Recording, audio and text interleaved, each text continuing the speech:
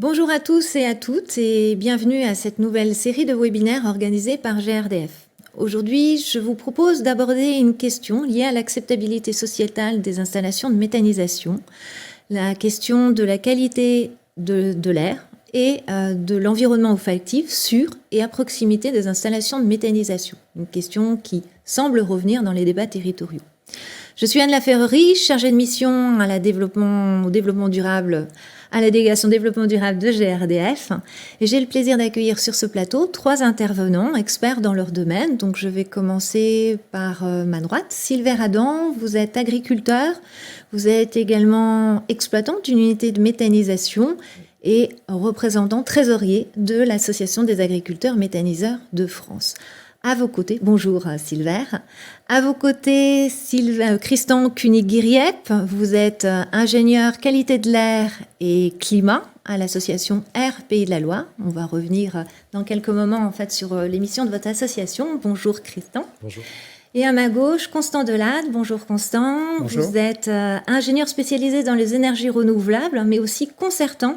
Et vous avez fondé l'agence de concertation Kelia pour accompagner le développement des projets d'énergie renouvelable dans les territoires. Avant de commencer nos échanges, juste un petit mot sur le dispositif. Nous sommes en direct, donc je n'aurai pas la possibilité de prendre vos questions en live. Par contre, il y a un fil de discussion.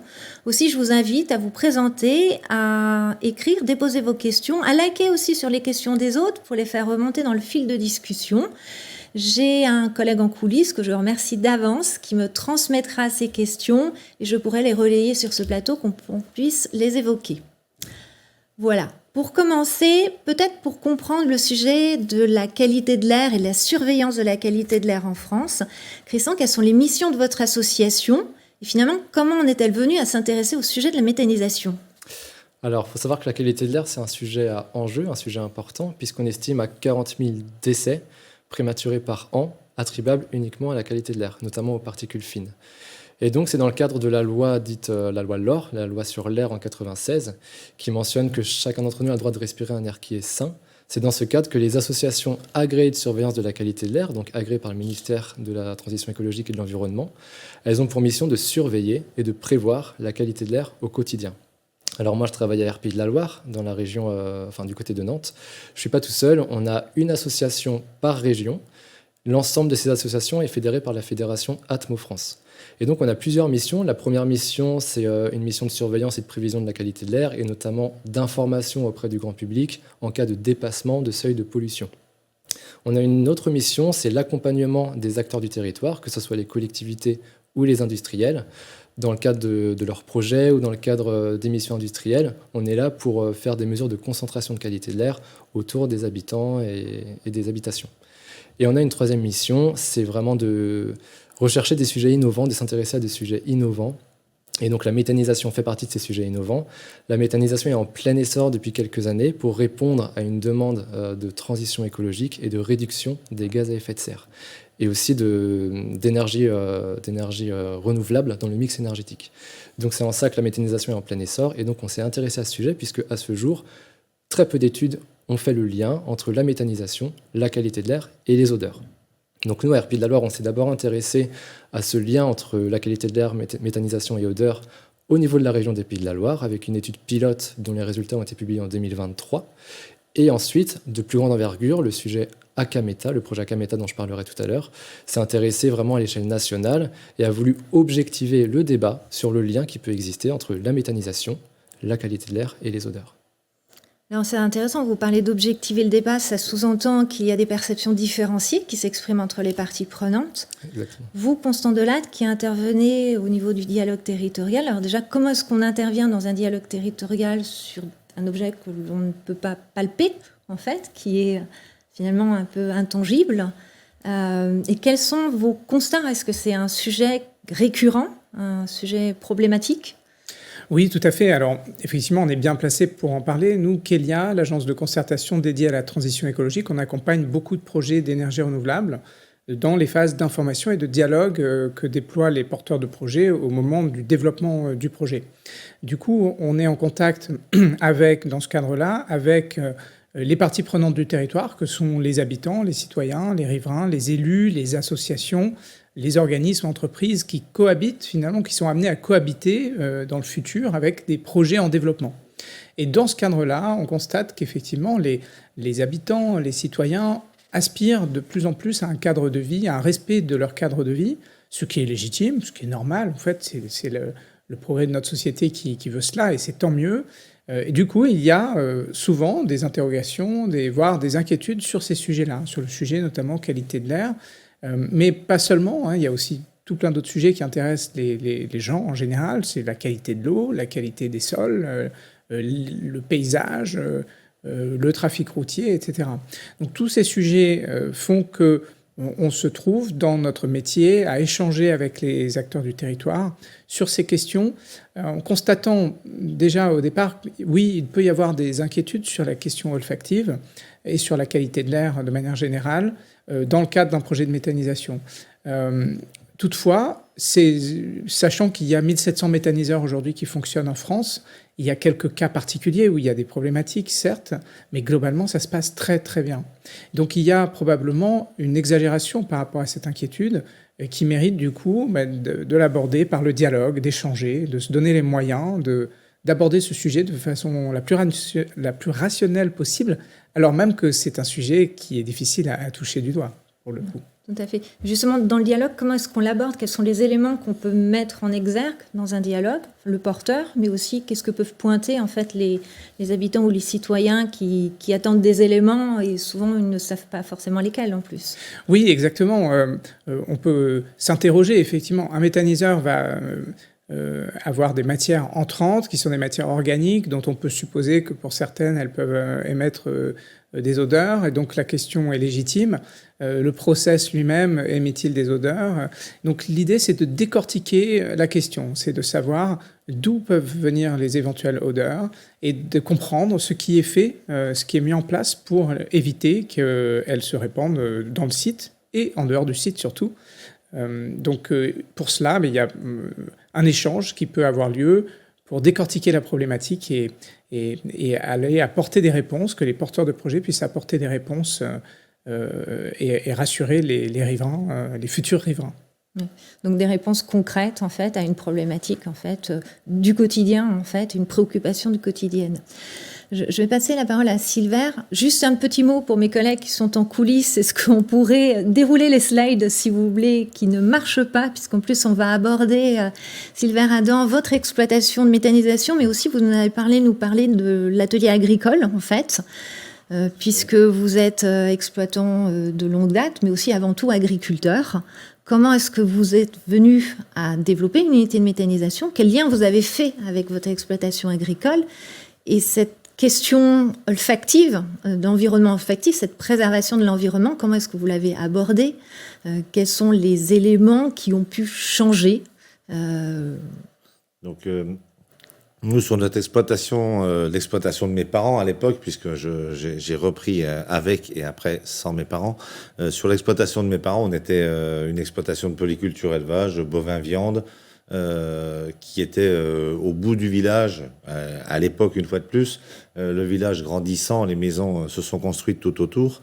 Et le jour où mes parents, on a commencé à parler de retraite avec mes parents, moi n'étant pas éleveur né, je voulais trouver une solution pour valoriser au maximum les prairies que nous avions et que nous avons toujours, puisque c'est des prairies dans la zone d'épanchement, d'inondation de la rivière la Meuse. Et la rivière la Meuse, dans notre secteur, elle s'épand sur plus d'1 kilomètre de large à chaque fois qu'il pleut beaucoup. Donc comment préserver ces prairies et évidemment trouver une valeur à l'herbe. Et c'est en ça, alors avant ça, on s'était déjà associé avec 2 autres exploitations d'élevage, 2 élevages laitiers, et ce qui permettait avec la méthanisation d'avoir toujours les effluents d'élevage des 2 autres exploitations, et moi pouvoir faire une transition entre l'élevage que j'aime pas du tout faire, qui n'est pas mon métier, et la méthanisation qui est devenue un atelier à part entière sur mon exploitation. Donc logiquement, vous en êtes venu à développer une installation qui produit de l'électricité de manière renouvelable depuis 11 ans, Voilà, oui. 12 ans, je crois. Tout à fait, depuis 2013. Depuis février 2013, on produit de l'électricité. Chaque fois qu'on produit l'électricité, 1 kilowatt électrique, on produit 1 kilowatt thermique. L'électricité est revendue sur le réseau moyenne tension. Il permet en gros de nourrir 7500 foyers en électricité. Et la chaleur produite servait jusqu'à il y a très peu de temps à sécher de la plaquette de bois. Mais le marché s'est fermé. Et dans le même temps, nous, on avait ouvert un nouvel atelier sur nos fermes, qui est le maraîchage en serre chauffée. Donc aujourd'hui, la chaleur sert à chauffer nos bureaux et à chauffer les serres. D'accord. Et donc, vous aviez déjà des odeurs à l'époque sur votre exploitation agricole? Forcément, il y avait 500 bovins sous les bâtiments contre le village. Donc forcément que les fumiers, les effluents en règle générale, quand on donne l'ensilage, toutes les activités liées à l'élevage, de toute façon, sont émettrices d'odeurs. Est-ce que la méthanisation a apporté quelque chose de supplémentaire sur la manière de gérer en fait Alors les en fait, odeurs? quand on épandait une tonne de fumier dans les terrains qui se trouvent autour du village, on voit sur la photo, les terrains qui sont autour sont nos terrains, en tout cas les terrains qu'on exploite. Quand on épand du fumier, ça sent pendant une journée ou 2 jours. Quand on épand un digestat, il y a très très peu d'odeur. L'odeur est un petit peu véhiculée tout le temps que le digestat est encore chaud. Une fois qu'il a refroidi, il n'y a plus d'odeur véhiculée.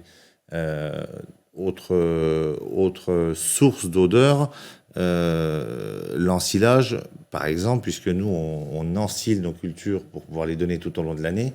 Quand on donne l'ensilage, on mettait l'ensilage dans les auges.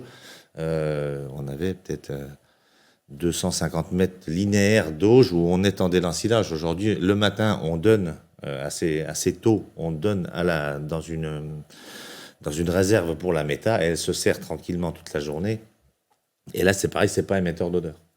Donc, on a plutôt beaucoup moins d'odeur qu'il n'y en avait avec l'élevage. Ça, c'est certain. Et on a eu des associations, on a reçu aussi des associations anti-méta qui avaient fait du porte-à-porte dans le village, et dans le village, c'est unanime. Il y a beaucoup moins d'odeur que ce qu'il y avait avec l'élevage. Donc, association que vous aviez eue quand vous aviez développé le projet, oui, avec un grand champ de questionnement. Les premières habitations, en fait, autour de votre installation sont situées à combien de mètres? La première habitation, c'est la mienne. Nous, à l'époque, on avait le droit de construire l'ICPE, l'installation classée, nous disait 50 mètres. Oui. La première, aujourd'hui, c'est 250 mètres. La première maison est à 200 mètres, c'est la mienne. Mais comme je dis toujours à mes voisins, c'est pas parce que je suis le fabricant des odeurs que je dois les subir aussi. Je suis comme tout le monde, je suis comme le tout à chacun. Quand on est sur sa terrasse le week-end ou n'importe quand, on n'a pas envie, même si c'est nos odeurs, on n'a pas envie d'avoir ces choses désagréables. Donc vous seriez le premier incommodé. Tout à fait. Je suis le premier incommodé. Et donc, du coup, comment avez-vous accueilli la demande de l'association Atmo Grand Est, de l'association de surveillance de la qualité de l'air du Grand Est, qui est venue vous voir avec un projet de recherche sur ce sujet olfactif?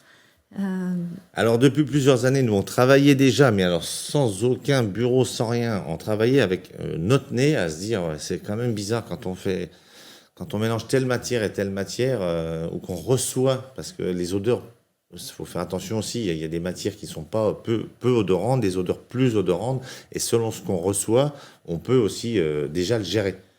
Alors pas à 100%, mais on peut en gérer une grosse partie.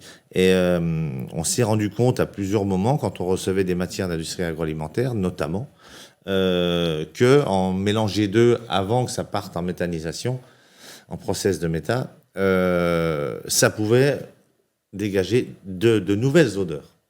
Le fait de les séparer, donc ça se fait sur plusieurs années évidemment, mais on en a refusé des matières et on s'est mis à les séparer en stockage. C'est toujours en stockage avant méthanisation. Pendant la phase de méthanisation, c'est des toits hors d'air, hors d'eau, hors d'air, c'est des gazomètres, donc de toute façon, il n'y a pas d'odeur qui s'échappe de la méthanisation, du process de méthanisation. Il ne peut pas y avoir d'odeur qui s'échappe puisque c'est complètement étanche. En aérobie. Donc on avait travaillé déjà à essayer de séparer les matières, mais il y a toujours... on se pose des questions à savoir s'il n'y a pas quelque chose de résiduel, comment on peut retravailler, est-ce que c'est fort ressenti, est-ce que c'est moins fort ressenti, est-ce que au-delà des odeurs, est-ce qu'il y a des émissions toxiques. Donc quand on a entendu parler du projet Akameta, j'ai dit, avec mes associés évidemment, puisqu'on est 6 associés, j'ai oublié de le dire, avec mes associés, on s'est dit si on peut rentrer dans ce projet et dans cette étude, il faut qu'on y aille, on est près du village. Au moins, eux, ils vont mettre leurs appareils, leur nez, et avec ce qu'ils ont étudié pour savoir. Et on verra exactement comment nous, on pense la chose et comment eux, totalement extérieurs, vont poser les faits réels. Donc, du coup, ça nous donne l'occasion d'enchaîner sur les résultats du projet Akameta. C'est un projet où l'on court, Christian. Oui. Donc, on va prendre un petit moment pour échanger sur ce sujet, parce que je trouve que les résultats sont assez édifiants. Donc, vous avez participé, je vous laisse vous présenter. Oui. Alors, le projet Akameta, c'était une réponse à un appel à projet Acacia en 2020, si je me souviens bien, et dont l'objectif principal, c'était une recherche en connaissances nouvelles, comme j'en parlais tout à l'heure. Et l'idée, c'était vraiment de consolider les connaissances sur l'environnement olfactif et les niveaux de qualité de l'air. Donc, on a mesuré 2 polluants, j'en reparlerai tout à l'heure, au niveau de 12 unités réparties sur la France. On a pour ça une méthode complètement normalisée, standardisée pour être le plus objectif possible. On voulait aussi répondre aux questionnements d'une part des porteurs de projets de méthanisation, ou des acteurs, des agriculteurs, et d'autre part des riverains. Donc, on sait qu'il peut y avoir des gènes supposés ou avérés. Et en fait, nous, notre objectif, c'est vraiment objectiver le débat grâce à cette méthode normalisée. Donc, on voulait vraiment avoir le débat le plus objectif possible entre les deux parties. Et donc, pour ça, on a eu plusieurs porteurs de projets, plusieurs partenaires. Alors, au niveau des porteurs, c'est porté par la Fédération Atmo France, dont je parlais tout à l'heure. Et 6 ASCA ont été actrices du projet. Donc, RPI de la Loire, Atmo Grand Est, Atmo Normandie, Atmo Hauts-de-France, Atmo Nouvelle-Aquitaine et Atmo Auvergne-Rhône-Alpes. On a également eu le bureau d'études Haussmann, qui est un bureau d'études expert sur les odeurs et sur tout ce qui est analyse sensorielle olfactive. Et au niveau des partenaires, donc c'est un projet qui a été cofinancé par l'ADEME et GRDF. Et on a également dans les partenaires le CTBM, France Nature Environnement, l'IMT Nord-Europe et l'ULCO. Et j'en profite d'ailleurs pour remercier l'ensemble de ces partenaires. Et en fait, l'objectif d'avoir ces partenaires différents, c'était de rester complètement neutre dans nos résultats. Donc, chacun de ces partenaires a des visions différentes. Et du coup, les discussions sont intéressantes avec eux pour avoir toujours ce devoir de neutralité sur l'ensemble de nos résultats. Alors, la sélection des unités, je vais d'abord en parler. Donc, on a sélectionné 12 unités au niveau national, 2 par région. Le critère de sélection était très strict. On voulait d'abord répondre à un devoir de représentativité. Donc, on a différencié les différentes typologies. Il y a certaines unités qui sont à la ferme, d'autres qui sont centralisées. Et on a également une steppe. On a voulu aussi différencier les voies de valorisation. Donc, on a à peu près 50% en cogénération, 50% en injection. On voulait aussi différencier les types d'intrants et les volumes d'intrants, toujours pour être le plus représentatif possible. Également, tout ce qui est système de traitement de l'air. Donc, on a voulu investiguer des unités de méthanisation qui ont un biofiltre et d'autres qui n'en ont pas, pour voir les différences. Également, ces unités de méthanisation ont différents statuts au niveau du régime ICPE. Donc voilà, l'idée, c'était vraiment d'être le plus représentatif possible de la diversité des unités de méthanisation qu'on peut avoir sur le territoire. On voulait une approche top-down, donc à l'échelle nationale, en établissant des principes directeurs, et une approche bottom-up en préidentifiant 24 unités au préalable. Et sur ces 24 unités préidentifiées, on sélectionnait 12 au total, donc 2 par région. D'accord. Je crois que vous avez veillé aussi à sélectionner des unités de méthanisation dont on savait qu'il y avait un questionnement territorial, oui. Qu'il y avait un débat autour de l'émission en fait, d'odeurs, voire certaines étaient en suivi via un comité, oui. Pour justement avoir le juste milieu de ce que vous pouviez objectiver, en fait. Exact. Ça, c'était un des principes forts qui vous a guidé. Tout à fait. Au-delà du principe de représentativité, il y avait aussi le principe de chercher des unités pour lesquelles on savait qu'il pouvait y avoir des potentiels conflits, ou en tout cas des questionnements assez forts de la part des riverains. Donc c'était vraiment un des objectifs du projet, d'intégrer des unités de méthanisation dont on sait qu'il pouvait y avoir une problématique locale. D'accord. Donc au niveau de la géographie, je vous l'ai dit, on a eu 2 unités par région. Comme il y a 6 régions qui sont partenaires du projet, ça nous fait 12 unités au total. Parmi les unités, il y en a 6 qui sont centralisées, 5 qui sont à la ferme et une steppe. 4 unités sont en cogénération, 8 sont en injection. Et donc on a fait 2 campagnes, la première en 2022 avec 6 unités et la deuxième en 2023 avec 6 autres unités. Pour chacune de ces unités, on a d'abord fait une campagne en été et une campagne en automne, donc en juin et en octobre ou novembre. Pourquoi ? Pour 2 raisons. La première, c'est pour, pareil, avoir une représentativité de l'activité agricole qui peut être différente entre juin et octobre. Et deuxièmement, pour être représentatif des variations des conditions météorologiques. Les conditions météo vont nettement impacter les odeurs et les concentrations de polluants. Donc c'est important qu'on ait les 2 cas de figure, à la fois en été et à la fois en automne. D'accord. Alors au niveau du dispositif de suivi, il y a eu 2 grands volets. Le premier volet, c'est le volet odeur. Et le deuxième volet, c'est le volet polluant. Alors je vais un peu passer du temps sur les odeurs parce que c'est souvent un sujet qui est mal connu. Alors il faut savoir que pour identifier les odeurs, on se réfère en fait à un espace odorant. C'est ce qu'on appelle le langage des nez.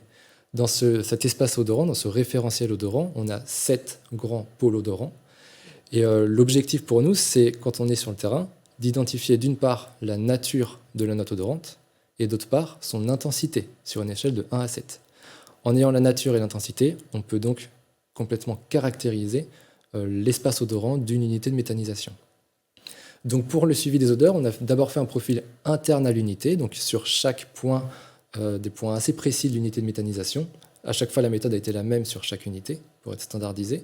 Sur chaque point, on a voulu déceler quelles sont les notes principales, les notes odorantes principales, quelles sont leurs intensités. En fait, on a dressé la signature olfactive de chaque unité. Et ensuite, on est allé dans l'environnement pour voir jusqu'à quelle distance on pouvait percevoir cette signature de l'unité de méthanisation dans son environnement, en privilégiant toujours des zones habitées. Donc ça nous permet d'avoir vraiment une cartographie des odeurs en lien avec l'activité de la méthanisation. Ça, c'est pour le premier volet. Le second volet, ce sont les polluants. Donc là, à nouveau, on a une méthode standardisée. On voulait mesurer l'ammoniac et l'hydrogène sulfuré, sachant que ces polluants peuvent être émis par l'activité de méthanisation. On a 4 sites de mesure systématiquement. Le premier, c'est vraiment à la limite du périmètre de l'unité de méthanisation, donc au plus proche des émissions potentielles. Le deuxième, c'est au niveau des premières habitations, sous les vents dominants. Le troisième, c'est au niveau du centre-bourg. Et le quatrième, c'est un site non influencé qui va nous servir de témoin et avec lequel on pourra comparer les différentes concentrations qu'on mesure sur les autres sites. D'accord. Alors le langage des nez, je vais un peu y passer plus de temps pour vraiment comprendre comment ça fonctionne. Il ne s'agit pas juste de dire ça sent bon, ça sent mauvais, ça me rappelle le jardin de ma grand-mère, ça sent le chocolat ou ah non, ça me rappelle une odeur que j'aime pas du tout. Il faut vraiment objectiver le débat. Donc c'est pour ça qu'on se réfère au langage des nez pour avoir un langage commun. C'est-à-dire que si je vous parle d'acide butyrique, de scatol ou d'APE, je pense que vous n'êtes pas beaucoup à comprendre. Si je vous parle d'évocation, odeur parmesan, odeur de rose, etc., odeur de chocolat, là, ça vous parle plus. Mais ces odeurs, en fait, elles sont biaisées par nos émotions. Quand je vous parle de parmesan et d'odeur de la grand-mère ou du jardin, c'est vraiment des émotions, c'est des évocations. Il faut sortir de ça pour avoir le langage le plus objectif possible. C'est pour ça qu'on a des notes odorantes précises. Donc, il y a cet espace odorant dont je vous ai parlé tout à l'heure. On a aussi une échelle d'intensité. Alors là, je vous ai présenté une échelle qui va de 1 à 10. Nous, sur le terrain, du coup, on réduit l'échelle de 1 à 7. 1 étant l'intensité la plus faible, c'est-à-dire qu'il faut vraiment se concentrer pour percevoir une odeur. 7 étant l'intensité la plus forte, c'est-à-dire qu'elle gêne vraiment les activités intellectuelles et elle donne un peu un instinct de fuite. Donc si on a caractérisé la nature de l'odeur et son intensité, alors on a caractérisé et objectivé l'espace odorant. Et ensuite, ça nous permet de hiérarchiser chaque point de l'unité de méthanisation, hiérarchiser quels sont les points les plus odorants et les points les moins odorants. Comme ça donne des pistes pour les exploitants, en fait, ou pour les acteurs, en fait, vis-à-vis desquels, en fait, sur les sites desquels vous allez, sur des objets à travailler pour justement prévenir encore ou réduire, en fait, cette notion de risque olfactif. Absolument. Donc, Si on en vient maintenant aux résultats, Ouais. donc les résultats de la campagne, je la trouve très intéressante. Je crois qu'il y a des résultats côté olfactif et puis côté polluant. Qu'est-ce qu'on doit en retenir en fait? Alors, j'ai essayé de vous résumer tout ça de manière assez simple. En fait, au niveau des odeurs d'abord, je parlerai des polluants ensuite. On a des odeurs qui peuvent être perçues à intensité moyenne à forte jusqu'à 230 mètres en moyenne. Au-delà de 230 mètres, on ne perçoit plus d'intensité forte. On n'a que des intensités moyennes à faibles. Et ensuite, selon les unités de méthanisation, les odeurs, les intensités odorantes deviennent faibles entre 230 et 2300 mètres. Donc au-delà de 230 mètres, en fait, les intensités sont moyennes à faibles, ce qui est un signal plutôt positif, sachant que la plupart des habitations, alors sauf exception évidemment, la plupart des habitations sont au-delà de 200 mètres des unités de méthanisation. Au niveau des secteurs les plus odorants, cette fois-ci, donc au sein des unités de méthanisation, on a remarqué que ce sont les stockages d'intrants solides qui sont les plus odorants. Et également au niveau des trémies en extérieur, c'est vraiment les points les plus odorants. Au niveau des bassins, des fosses et des canalisations, on a également des intensités élevées sur ces points-là. Pour les secteurs les moins odorants, c'est au niveau des stockages d'intrants liquides fermés. Donc ces secteurs sont vraiment peu odorants. Je précise fermés, puisqu'on a fait des olfactions sur des stockages d'intrants ouverts, et le résultat n'était pas le même. Tout ce qui est déchets verts, ensilage et équipements d'hygiénisation ont également peu d'odeur, en tout cas peu d'intensité odorante. Et les notes les plus fortes, en fait, qu'on retrouve classiquement dans toutes les unités de méthanisation, c'est l'acide butyrique dont je parlais tout à l'heure, donc qui peut évoquer l'odeur de parmesan, du fumier. L'acide isovalérique, alors je vais vous parler un peu en langage donné, mais après je vais essayer d'objectiver un peu tout ça. En fait, tout ce qui est acide volatile, tout ce qui est notes grasses et un peu acidulées, on le retrouve assez classiquement en unité de méthanisation. On retrouve aussi un peu des notes phénolées pyrogénées, notamment le scatol. Et on retrouve aussi un petit peu d'amine, donc toutes les notes un peu chlorées, aminées. Ça, c'est assez classique des signatures d'unités de méthanisation. En fait, ces odeurs, c'est assez normal qu'on les retrouve dans ces unités-là, puisqu'elles sont classiques de tous les processus de fermentation et de dégradation de la matière organique. D'accord. Et pour la moyenne, en fait, que l'on peut constater sur les unités de méthanisation, donc ce qu'on en retient, c'est finalement... ces unités étant représentatives, les 12 unités investiguées étant représentatives finalement du panel d'installations qui se développe en France, on a finalement un parc d'installations en France dont on peut dire qu'il est faiblement odorant. Enfin, je reviens à ce que vous disiez, Constant, où il y a beaucoup de croyances en fait sur le sujet par rapport aux 1700 méthaniseurs, mais il y a beaucoup d'installations qui sont bien intégrées à ce titre-là, en fait, d'un point de vue dans l'environnement olfactif. En moyenne, oui, après, il peut y avoir des spécificités locales, mais effectivement, en moyenne, je vous l'ai dit, au-delà de 230 mètres, les odeurs perçues sont d'intensité moyenne à faible. Donc oui, c'est plutôt positif. Alors, et pour les polluants oui, olfactifs? Absolument, parce que du coup, je vous parlais en odeur, donc tout ça, c'est déjà un langage objectif, mais ce qui est intéressant de mesurer en parallèle, c'est également les polluants. Pourquoi ? Parce qu'eux, en fait, ils ont des normes, notamment des valeurs toxicologiques de référence, et donc on peut les comparer à des seuils. Alors on a mesuré, je vous l'ai dit, l'ammoniac et l'hydrogène sulfuré. Pour l'ammoniac, ce qu'on a observé, c'est que les concentrations les plus élevées, donc de manière assez logique, elles sont les plus élevées au niveau de l'unité de méthanisation en tant que telle, parce qu'elles sont plus proches de l'émission. Dès qu'on s'éloigne au niveau des premières habitations, les concentrations moyennes relevées sont déjà divisées par 3 par rapport à l'unité de méthanisation. Et en fait, on observe que les concentrations hebdomadaires relevées sur l'ensemble de la campagne, donc sur les 12 unités, s'échelonnent entre 2 microgrammes et 78 microgrammes par mètre cube, selon les unités, c'est-à-dire bien en dessous des valeurs toxicologiques de référence de l'ANSES, qui mentionne une valeur toxicologique de référence de 500 microgrammes par mètre cube en moyenne annuelle. Pour l'hydrogène sulfuré cette fois-ci, toujours de manière logique, les concentrations les plus importantes sont au niveau de l'unité de méthanisation. Elles sont comprises entre 0,4 et 5 microgrammes par mètre cube. Et dès qu'on s'éloigne un peu au niveau des premières habitations, en fait, on a des concentrations qui sont très proches du site témoin, donc qui sont vraiment proches du niveau de fond. Et en fait, dans la majorité des cas, on a des concentrations qui sont en dessous du seuil de détection de l'appareil. C'est-à-dire qu'elles sont trop faibles pour être détectées par l'appareil. Et donc, je vous ai parlé des concentrations entre 0,4 et 5 microgrammes par mètre cube. Ça veut dire qu'elles sont en dessous de la valeur guide de l'Organisation mondiale de la santé, qui mentionne une valeur de 150 microgrammes par mètre cube en moyenne journalière. Alors, on est conscient qu'il y a des limites à l'étude. 12 unités, c'est déjà une très bonne première statistique. Il faut enrichir cette statistique. Également, tout ce qui est mesure, je vous en ai parlé au début de ce plateau TV, ça dépend beaucoup des conditions météorologiques. On a fait les mesures sur 2 fois 2 semaines, donc on a 1 mois de mesure au total pour chaque unité. Et évidemment, ça va dépendre des conditions météo qui vont fluctuer sur les concentrations. Et l'échantillonnage aussi de type passif, en fait, ça nous donne une moyenne hebdomadaire, ce qui est une première bonne indication. Par contre, il peut y avoir plusieurs sources. Ce n'est pas uniquement la source de la méthanisation, il peut y avoir d'autres sources autour qui peuvent impacter la mesure. Et également, c'est une mesure qui est moins précise que des mesures horaires, par exemple. Et comment on fait justement pour isoler les sources olfactives, les sources de polluants, en fait, qui proviendraient d'autres installations qui seraient à proximité d'une installation de méthanisation?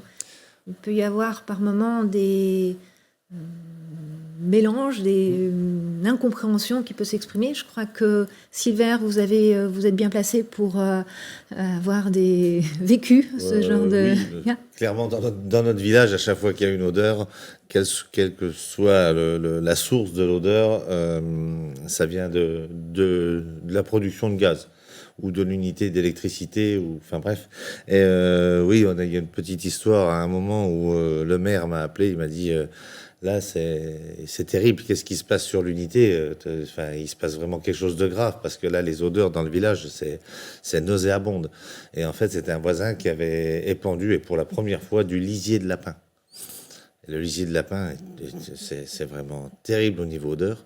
Et directement les gens l'ont appelé pour dire il y a un gros problème sur l'usine à gaz. Et en fait, il n'y avait pas du tout de problème sur l'usine à gaz. Mais c'est vrai que régulièrement, même des odeurs d'égout, etc., si ça persiste, s'il y a un problème dans le réseau d'égout, généralement, ça revient à qu'est-ce qui se passe à l'unité de méthanisation. Du coup, comment on arrive à isoler techniquement, finalement, à attribuer un environnement olfactif à une installation en particulier? C'est tout l'intérêt de l'étude olfactive à l'intérieur de l'unité, c'est que vraiment on va sentir au plus proche de la source. Donc on est vraiment le nez sur la source de chaque point odorant de l'unité de méthanisation. Donc on a une vingtaine de points obligatoires, je crois, par unité, avec chaque process différent de l'unité. Donc en étant au plus proche de la source, on sait très bien quelle est la nature de l'odeur et son intensité. D'accord. Donc en fait, c'est comme ça qu'on dresse la signature typique de l'unité de méthanisation qu'on a investiguée. Et quand on va à l'extérieur, comme on connaît déjà cette signature, on sait très bien si les odeurs qu'on relève, elles sont liées à l'unité ou pas. Et après, quand on est en extérieur, de toute façon, on garde un œil très attentif sur toutes les activités qu'il peut y avoir autour de nous et qui peuvent également impacter les odeurs qu'on perçoit localement. Donc ça, c'est vraiment du recul sur nos données qu'on a en permanence. C'est un de nos devoirs principaux. D'accord. Donc ce sont des résultats qui sont vraiment extrêmement intéressants. Je crois que la Fédération et toutes les ATMO ont été beaucoup plus loin dans la mise à disposition de ces données au grand public. C'est un des objectifs de votre association. Oui, complètement. Vous avez mis en place un site web, oui, dont le lien figure à l'écran, en fait. Oui. Alors tout à fait. En fait, comme je le disais tout à l'heure, nos principes fondamentaux, c'est la neutralité et la transparence. Donc neutralité, on l'a grâce aux différents partenaires qu'on a dans le projet. Et la transparence, c'est que l'ensemble de nos résultats sont publics et accessibles au grand public. Et donc ça faisait partie de nos missions de rendre publics ces résultats dans une data visualisation pour qu'elle soit accessible au plus grand nombre. Non seulement aux agriculteurs, également aux porteurs de projets d'unités de méthanisation, mais aussi les riverains. Et donc c'est Atmo Grand Est, en lien avec Atmo Normandie, qui a développé cette data visualisation, qui est sortie en juin 2024, et qui a voulu bancariser l'ensemble des données, donc à la fois les données olfactives et à la fois les données de polluants, présenter les résultats, les grandes conclusions, donc celles que je viens de vous exposer en fait, et également donner des préconisations aux exploitants. Donc c'est vraiment l'objectif final, c'est donner des clés d'action, des bonnes pratiques pour les porteurs de projets et les agriculteurs pour que vraiment ils puissent, eux, sur leur unité, faire le maximum pour réduire l'impact olfactif de leurs activités. D'accord. Donc une data visualisation avec des résultats qui sont déjà en ligne, oui. Un rapport d'étude qui va sortir. Exactement. Il est en cours de construction et il devrait sortir sur le premier semestre 2025. Il reprendra les principaux résultats, il ira un peu plus loin dans l'analyse, il donnera également des préconisations aux exploitants. Mais oui, c'est également une voie de valorisation de notre travail et d'accessibilité au grand public. Un rapport très attendu par la filière. J'imagine. Sylvain Adam, je reviens vers vous. Est-ce que vous avez été surpris des résultats de l'investigation, du profil olfactif de votre unité, des éléments qui vous ont été apportés? Est-ce que ça vous a conforté ou étonné? J'ai été agréablement surpris par les résultats, parce que en fait, ce qu'on retient dans les odeurs, c'est le jour où ça sent le plus fort.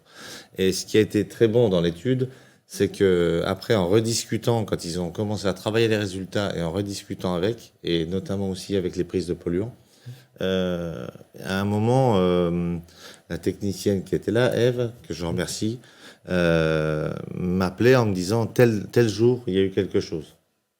Pourquoi tel jour? Moi, j'ai un pic de telle heure à telle heure. Et nous, on marque tout ce qu'on fait, évidemment. On consigne tout. Et on s'est rendu compte, par exemple, que quand on apportait du lisier, les deux autres fermes associées, quand on apporte le lisier dans un stockage en prévision de le passer en méthanisation, on se rend compte que, hop, il y a des pics d'odeur. Au moment où on vide le lisier. Donc aujourd'hui, avec cette étude, on essaye de faire ces apports de lisier quand il fait mauvais, qu'il y a personne, qu'il y a très peu de monde dans son jardin ou sur sa terrasse, jamais le week-end. Avec le maraîchage, j'ai dit tout à l'heure qu'on avait du maraîchage. On essaie de pas le faire le jour où le magasin est ouvert. Enfin, c'est toutes des petits changements qui coûtent strictement rien en fait. C'est juste une organisation et qui fait que c'est du bien vivre derrière, quoi. Merci, Sylvie. Juste, on a beaucoup parlé du langage d'aîné. Une question, je me tourne vers Constant Delatte. Le langage d'aîné, est-ce que c'est un outil pour nourrir le dialogue territorial ? Pourquoi pas? En fait, dans le cadre du dialogue territorial, tout ce qui va nous permettre d'aider à rationaliser un propos, une question, une interrogation, est bienvenu et on va prendre. Le fait de caractériser une odeur, surtout quand on n'est pas professionnel du sujet, c'est hyper subjectif. En fait, quelqu'un va dire je sens rien et une autre personne va dire ça sent mauvais, c'est pas acceptable. Du coup, il y a un vrai enjeu à trouver un moyen de rationaliser les échanges sur cette question, surtout quand on est en phase amont, dans le cadre du développement d'un projet. Il n'y a pas encore d'installation et il s'agit d'objectiver une question future, donc c'est assez abstrait, c'est complexe. Il faut arriver à discuter de quelque chose qui n'est pas encore avéré et qui pourrait l'être, mais on n'a pas d'éléments. Alors, l'idée du jury de nez, du coup, c'est une perspective au moment où l'unité va se mettre en service. Pourquoi pas mettre en place le langage des nez d'une manière ou d'une autre, avec un jury de nez qui peut être, par exemple, professionnel, en faisant recours à un prestataire spécialisé, ou bien ça peut être également travailler avec des volontaires locaux, mais qui doivent être formés, du coup, par des professionnels. Alors, pourquoi pas mettre cela en place? Néanmoins, c'est complexe, ça a un coût, ça prend du temps, ça nécessite de l'implication de personnel ou de volontaires. Du coup, ça n'est pas forcément une réponse à toutes les situations. Je pense, en tant que concertant, qu'on peut mettre cela en place à partir du moment où il y a une unanimité ou un consensus sur le fait que ça va servir à quelque chose. Et notamment, étant donné que le but, c'est de garantir un cadre de vie préservé aux habitants, eh bien, que tout le monde s'accorde sur le fait que si on met cela en place, eh bien, on aura une solution pour s'assurer de la préservation du cadre de vie, ajuster, comme vous venez de l'évoquer, s'il y a un moment un problème qui intervient pendant une heure, pendant la livraison d'une matière, bien trouver une solution pour que ça n'arrive plus. Donc, pourquoi pas, dans certains cas, si le dialogue est de qualité, si les intervenants autour de la table sont constructifs dans le territoire et en lien avec le porteur de projet, pourquoi pas envisager de recourir au langage des nez de façon sophistiquée comme vous le proposez ou comme on peut le faire pour aider à rationaliser cette question. D'accord. Christian, cela a un coût, recourir au langage des nez, et ça demande aussi d'être disponible en termes de temps pour un exploitant. C'est quoi en termes d'organisation avant de mettre en place une action pareille parce que... Alors nous, on l'a mis en place, je ne suis pas la seule ASCA à l'avoir fait, il y a d'autres ASCA en France qui ont ce jury de nez riverain, un jury de bénévoles. On l'a mis en place, nous, dans la région de la Basse-Loire, au niveau de l'estuaire, puisque c'est une zone industrielle. Et au niveau du temps, en fait, ça demande du temps de la part des riverains, des bénévoles, qui vont suivre une formation qui peut être assez longue. Alors ça dépend le format, mais ça peut s'échelonner sur 2 à 3 mois, en ayant une séance par soir, une fois par semaine ou 2 fois par semaine. On peut faire une formation plus concentrée sur 2 jours et demi. Mais voilà, ça demande de toute façon un temps de formation. Après, ça demande un temps long d'analyse, puisque le jury de nez, il faut qu'il soit présent au minimum 1 an pour vraiment être représentatif de l'ensemble d'une année, avec différentes conditions météorologiques. Ça demande beaucoup de contacts, à la fois avec les riverains et à la fois avec les exploitants. Par contre, c'est un super outil de médiation. Parce que comme je l'ai dit, le langage des nez, c'est vraiment un outil incroyable pour objectiver les discussions et pour avoir une méthode standardisée de reconnaissance des odeurs. Et surtout, ça maintient un lien permanent entre les riverains et les agriculteurs ou les porteurs d'unités de méthanisation. Et ce lien est hyper important dans la construction d'une méthanisation ou dans un suivi au long cours avec les riverains. Donc je pense que c'est un très bon outil, mais qui effectivement demande du temps. Mmh. Merci. Je crois que quelques compilations de retombées médiatiques que vous avez eues suite au communiqué de presse publié par la Fédération Atmo et toutes les Atmo en fait, qui ont participé au projet. Donc on voit que cette question est vraiment un sujet crucial lié à l'acceptabilité, lié à notre cadre de vie, lié au point d'attention que l'on porte en fait au développement des infrastructures de production d'énergie renouvelable, donc là ici la méthanisation, donc des retombées de presse extrêmement positives en fait, j'ai trouvé. Donc ça augure plein de choses en fait pour le développement de la méthanisation en fait en France et dans le futur. On peut s'en féliciter. Peut-être on peut prendre quelques questions en fait de téléspectateurs sur notre thème, avec une question où on revient en fait sur les éléments qui ont été mesurés. Est-ce que les gaz à effet de serre ont été mesurés? Donc il y a eu un choix, une orientation qui a été faite sur le projet Akameta de mesurer certains types de polluants et pas tous. Est-ce qu'on peut revenir pourquoi peut-être ceux-là et pas les autres? Oui.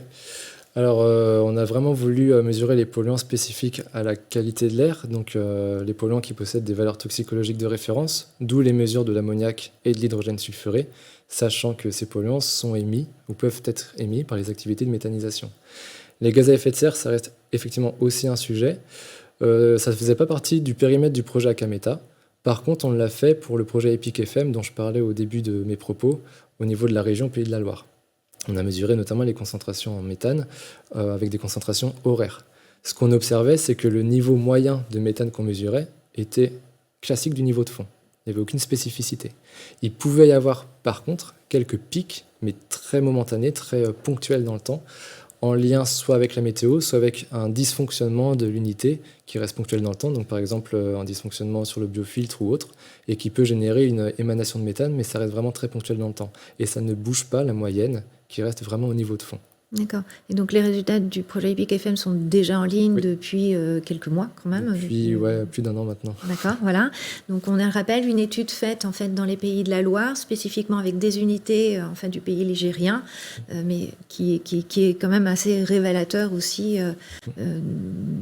quand même d'une exemplarité en fait de la méthanisation qui peut se développer. Une autre question, je reviens à Auxilver en fait avec une question liée aux intrants. Donc il y a forcément des intrants en fait utilisés par les méthaniseurs qui vont être plus ou moins odorants que d'autres.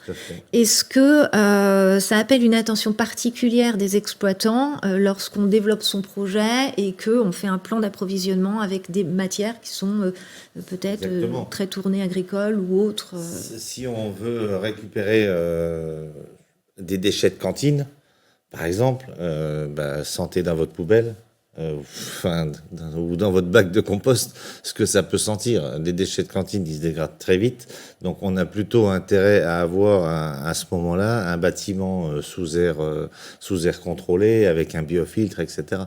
C'est assez... tout le monde sait ce que peut sentir la matière organique en dégradation. Quand on récolte, quand on fauche l'herbe, ça sent très très bon. Une fois qu'elle commence à se dégrader, s'il y a une mauvaise dégradation, c'est des dégradations alcooliques et là ça sent très mauvais.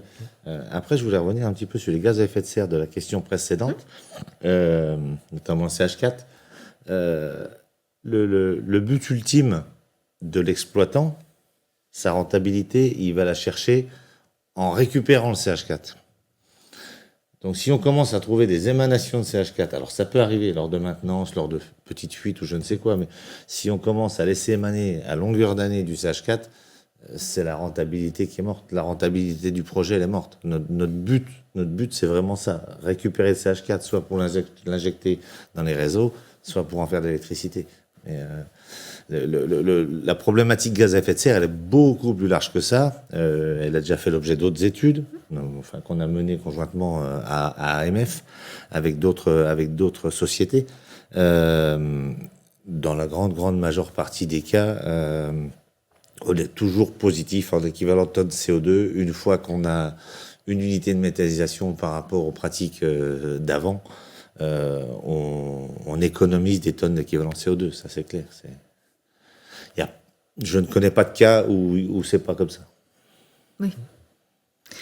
Du coup, si on continue sur la question des intrants, est-ce que... alors, une question sur des intrants de type biodéchets industriels, sur des méthanisations de taille très importante. Est-ce qu'on a déjà poussé une étude plus précisément sur ce type d'installation avec des déchets plus liés à l'industrie?